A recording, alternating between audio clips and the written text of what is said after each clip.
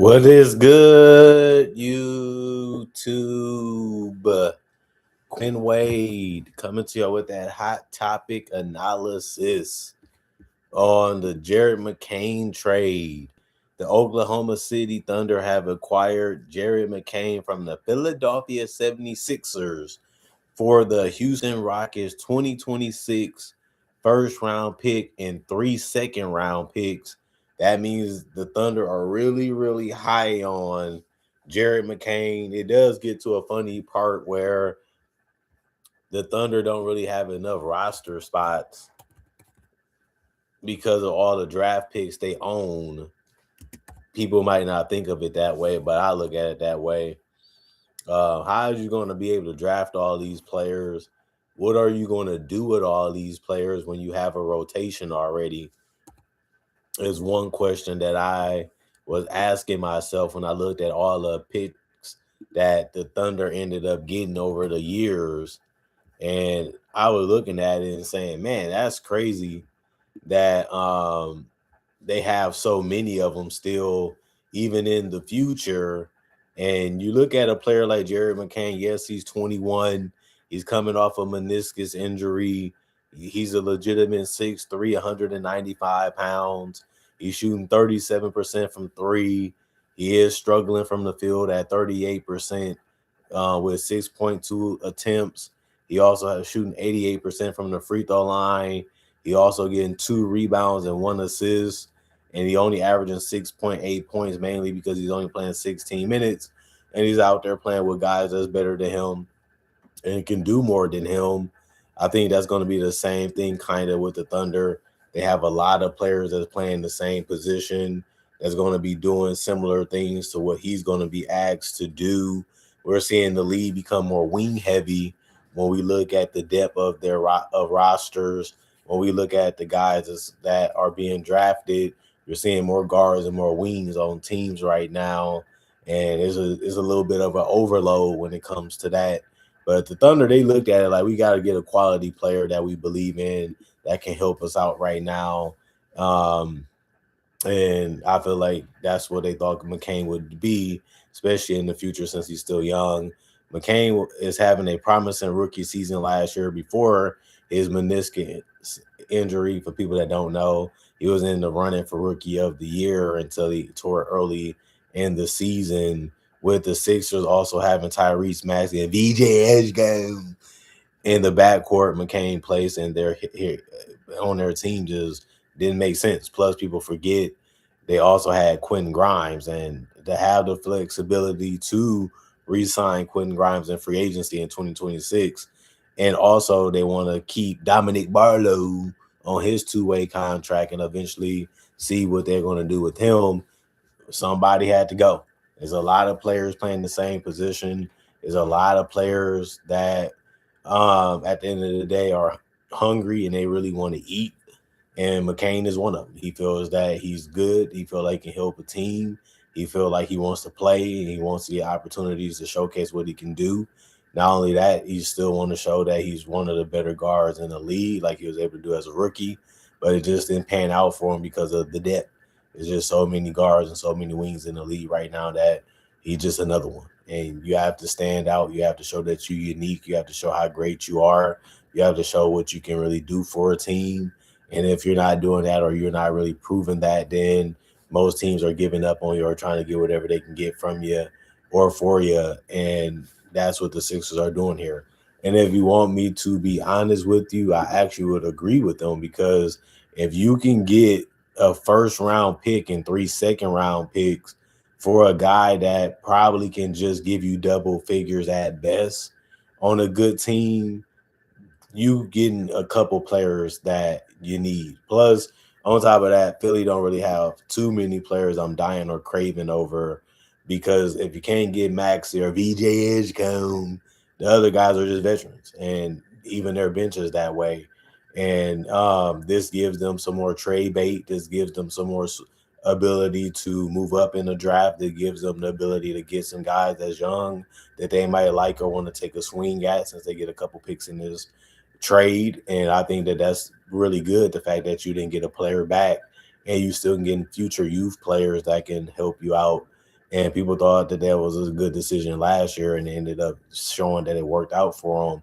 And I think that that's what you have to do. Like, if you want to get better, or you feel like you have enough to compete right now, which is the only two things you can be doing if you're a team like the Sixers, it does make sense to try to cash in when you can. This is a buy low move. Obviously, it helps them with the salary cap. It helps them with some maneuverability, but it also helps them in the future. And that's something that most teams like the Sixers will be thinking about. They're trying to put all their chips in because they want to win a championship with Embiid and Maxey before it's too late or before that time is over. They still feel like they have a window. They still feel like they can play it out a little bit longer. And this can help them even with trading for a veteran, because picks does usually get you a veteran that you might like or you might need or you might want, because it entices other teams to like, well, we'll take that. If you give us that and that in him, we get rid of it, or we take this, that, and the other to make sure we can get rid of them. So the Sixers understand that that's what they was doing before, and now they're slowing down on just making those robust trades that changes a lot or does a little bit too much for them, and they're slowly saying, this is what we have, this is what we're working with, this is what we're going to try to win with. We like our guys, we like the team and the decisions that we made and the situations that we was under. Now it's time to see what our team really can be and what they really can do. And that's important to understand where you're at and what you're trying to accomplish with the team that you have built right in front of you. And I feel like Jared McCain, he did make sense last year, especially when they just needed any type of help, any type of scoring. But now that they have been solidified and now they have seen how much, especially this year with him missing a portion of it, how well they can survive without him and how extra he really is, you got to cut around the edges. And he's just a guy that he's not really worth keeping to them. And it made sense to cash in and get as much as you could for him because he has been playing some decent basketball. I've been watching every game from the Sixers and seeing how he's shooting the three balls, seeing how he's getting his groove back, seeing how he's getting, his confidence back after the injury.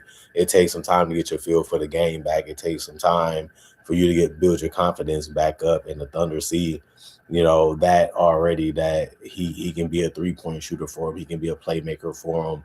He can be a guy that can get to the basket or get to the free throw line. Once he finally gets back to playing basketball at a high level. And, they also going to help him because it's a lot of talent on the Thunder, especially when they're fully healthy, that he's going to be playing off so many stars, and all he has to do is be himself. And it should be able to work out for him if he's able to do that at a high level. So it's not a big risk taking on a guy like Jared McCain, is basically what I'm saying if you're a Thunder fan. But at the same time, you have to look at it and say, what was we really going to do with all these picks anyway?